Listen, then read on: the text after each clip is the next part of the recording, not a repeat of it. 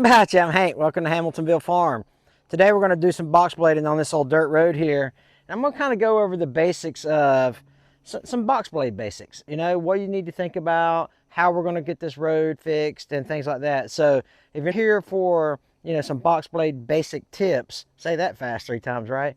Some box blade basics tips, then stick around to watch us fix this road. You know that this road has been a thorn in my side if you've seen any of my videos. But I think that it's dry enough now that we can at least get the ruts out of it and that we can start making it a little more smooth. And in previous videos, I had talked about making a culvert across here, but I'm not sure that since I've done these ditches that a culvert is needed. I just need to repair what is on the road itself, and the box blade is going to be the perfect tool for that. I came down here this morning in my truck to see how soft it was going to be. And I sank a little here, made a depression here. So you can see my tire tracks this morning as I come through. Now the ones on the right side of that's kind of old, but the ones, so this one right here is fresh, and this one right here is fresh from this morning. So I don't think it's too terribly soft. So what I'm gonna do is I'm gonna take and I'm gonna just start pulling dirt in this way. And let me tell you why I don't think I need a culvert. This is where the wet stuff was, you know, when it rained a couple times in the last week or so. But I think since we ended up taking it and cutting a trench out right here and we drained all this water, it dried it up pretty good. And I think that since we have these ditches, especially on this side, I mean, that's a huge ditch, a deep ditch, I should say. Well, this is where the swamp comes out over here. Comes out in between those green trees there, and then comes out here. But I think that this ditch will carry it all the way down this way. And if it does cross again, then I will think about a culvert. But I'm not sure that's the answer to my problems. But if I was to make a culvert, I think I would put it there and run it maybe at an angle and come out and go into the swamp there. I think that's where it would probably make the most sense. Or would it make more sense to let the water drain down this ditch and then have it cross right here? I don't know. Is this the lower spot? That's a good question, Hank. I don't know. Let's get started with this box blade. Let me show you what we're going to do. We got the bucket on front of Brutus. Yeah, it's got a big smile in it. Don't worry about that. Those who have and those who will. But this is the Homestead Implements Pinnacle Series, 6 foot wide box blade. This is the heavy duty model. I really think that you should get a box blade as your first implement. A lot of discussion about that, but I think a box blade is going to be your best bet for your first implement. Adjustable shanks, Clevis style Cat 1, Cat 2 hookups here. Inside and outside blade, reversible, so you don't have to worry about that. So made of good thick steel, and the shanks are protected underneath here by an extra gusset to keep it from coming out the back if it catches a big root or something like that. You have gussets here, solid welds all throughout. But anyway, so that's the box blade that we're going to be using, and I think that's going to do a perfect job for this over here.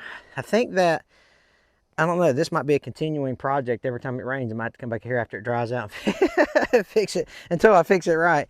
All right, let's get started.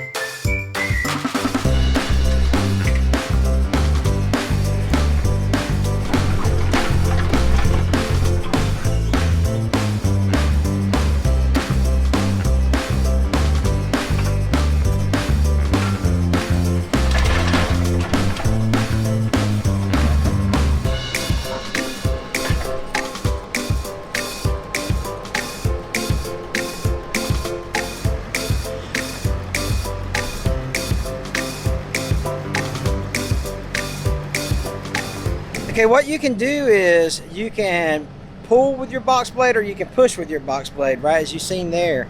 So you can fill that debris up, or that dirt, inside the container of the box, and you can pull it to fill in the holes. And then when you're on the back side of it, so to speak, or the other side of the hole, you can actually, with some more debris, you can push it back, or more dirt, you can push it back and try to fill those holes up. You can also couple it with the bucket and do some back dragging. And then what I'm going to do now is I'm actually going to go get some dirt, and I'm going to go try to fill in some low spots with some dirt.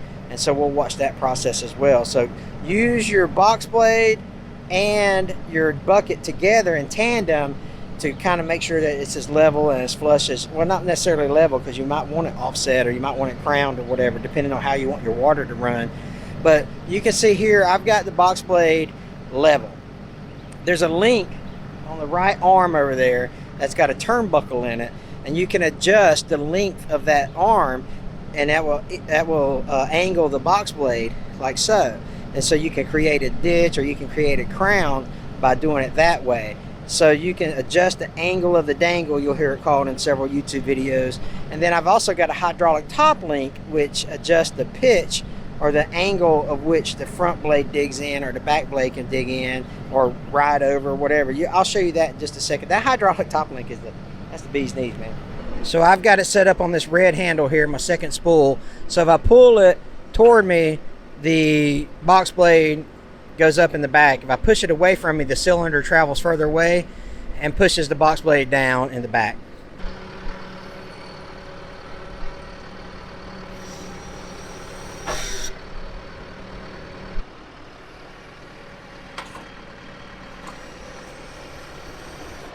You can really get some aggressive cuts in by doing that. But what we're going to do now is we're going to go get some dirt to fill in these holes down here.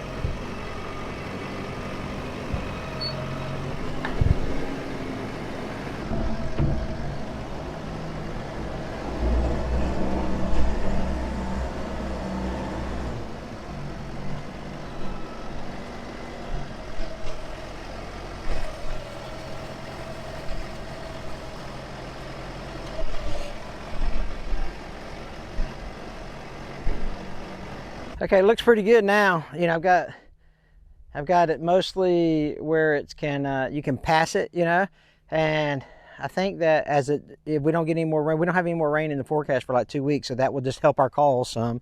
It'll dry out more. You can still see where it's a little dark here and here.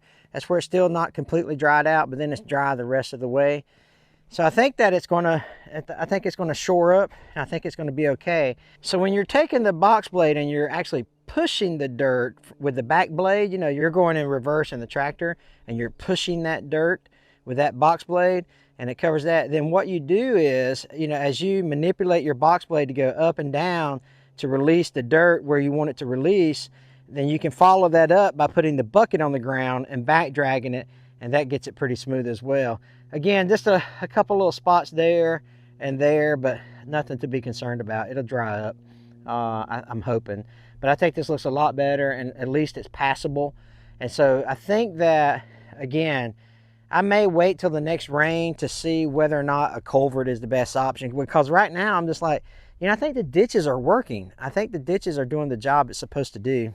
But I will say this, if after the next big rain, if it appears that I do need a culvert, I think that the rain will tell me, or where the mud hole is will tell me where I need to put the culvert, because remember we talked about earlier in the video, it might be up there where the swamp comes out, or it might be right here where the water comes down the ditch and then crosses right here. I mean, that might be the area right there. I don't know. I wish I would have studied a little more about engineering when I was in college. Oh man. But the water won't lie. The water will tell you where it needs to go. And it always runs downhill, and it always takes the path of least resistance, from what I understand. So if indeed it crosses right here, that's where we'll put the culvert. And a 12-inch, heck, maybe even an 8-inch culvert pipe would work. I don't know, but at least a 12, 20 foot long, something like that, maybe 18 foot long. I don't know what. I know they come in 20-foot strips. I don't know if they come in 16, 18 or not, but I put a concrete culvert over it. But anyway, I hope this gives you some things to think about with a box blade, because a box blade is super versatile. And I really think that you could, if you're going to buy a tractor and it's got a package deal with it, and it's got a box blade or a bush hog, your choice. If it's your first tractor, I think I would, depending on your situation, obviously, but I definitely think you get more use out of a box blade than you would a bush hog if you're buying it for your very first implement. Unless, of course, you own property that all you're going to do is bush hog, then that's a no-brainer there. But anyway, hey, listen, I appreciate you. I do want to put a plug in for our website at this time, HamiltonvilleFarm.com. Go on there, take a look, peruse around. You'll see some pictures of what we're doing here on the farm, and you'll see. We have our backstory, about us and all that stuff, about what we've done. And of course you can get merchandise or whatever you want to do if you're on that website, HamiltonvilleFarm.com. Anyway, we'd appreciate it. Thanks for watching the video, guys. I really appreciate it. You guys are the best, man. I enjoy reading your comments, and I just, it's a really cool community we're part of here, and I appreciate you guys tagging along. Hopefully you got some information out of this video. We'll see you guys soon. Take care. God bless.